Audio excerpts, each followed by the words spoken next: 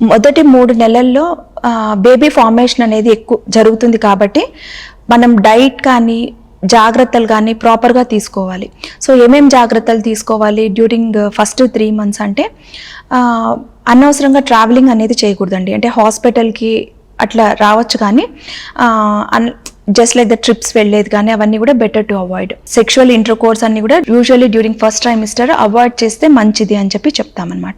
ఎంతవరకు ఆల్కహాలిజం కానీ smoking habits కానీ ఏమన్నా ఉంటే కూడా ఈ ఫస్ట్ 3 monthsలో అవాయిడ్ చేస్తే మంచిది. కొన్ని డ్రగ్స్ ఉంటాయన్నమాట, అంటే డాక్టర్ చెప్పిన డ్రగ్స్ కాకుండా ఏదో ఫోలిక్ యాసిడ్ కానీ రెగ్యులర్గా ఆ మెడికేషన్స్ అనేది మనము యూజ్ చేస్తూ ఉండాలి. కొన్ని డ్రగ్స్ మనము స్టాప్ చేయాల్సి వస్తుంది డ్యూరింగ్, అంటే లేదా చేంజ్ చేస్తామన్నమాట. కొన్ని యాంటీ ఎపిలెప్టిక్ డ్రగ్స్ కానీ అవన్నీ కూడా సేఫర్ మెడికేషన్స్ ఉంటాయన్నమాట ప్రెగ్నెన్సీ టైంలో. సో ఆ డ్రగ్స్ అన్నీ కూడా చేంజ్ చేయాల్సి ఉంటుంది. ఎక్స్రేకి ఎక్స్పోజ్ అవ్వకుండా ఉంటే మంచిది డ్యూరింగ్ ఫస్ట్ ట్రైమిస్టర్. ఇంకేం జాగ్రత్తలు చెప్తాము అంటే ప్రాపర్గా అడిక్వేట్ ఫ్లూయిడ్స్ తీసుకోండి, అంటే అడిక్వేట్ హైడ్రేషన్ మెయింటైన్ చేయండి. Almost 3 to 4 liters of water అనేది తీసుకోవాలి. ప్రాపర్గా రెస్ట్ తీసుకోవాలి. 9 to 10 hours ఆఫ్ స్లీప్ అనేది చాలా మటుకు ఇంపార్టెంట్.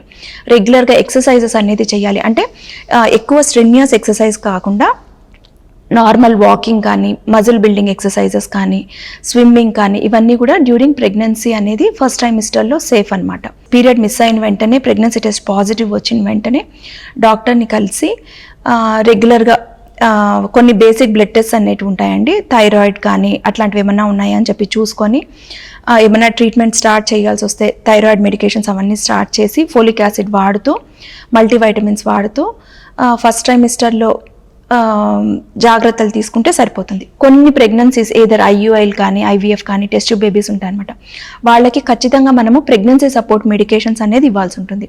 సెకండ్ హాఫ్ ఆఫ్ సైకిల్లో కానీ మనం అది కానీ పెట్టకపోతే అబార్షన్ రిస్క్ అనేది కొంచెం ఎక్కువగా ఉంటుంది. సో ప్రెగ్నెన్సీ సపోర్ట్ మెడికేషన్స్ కూడా అడ్వైస్ చేస్తాము. కొంతమందికి రికరెంట్గా అబార్షన్స్ అవుతూ ఉంటాయి అన్నమాట, అంటే ముందుగా ప్రీవియస్గా ఒక 2 to 3 అబార్షన్స్ కానీ అట్లా ఉన్న వాళ్ళకి ఇంకా ప్రెగ్నెన్సీ సపోర్ట్ మెడికేషన్స్ కానీ ఎకోస్ప్రిన్ కానీ అవన్నీ పెట్టాల్సి ఉంటుంది.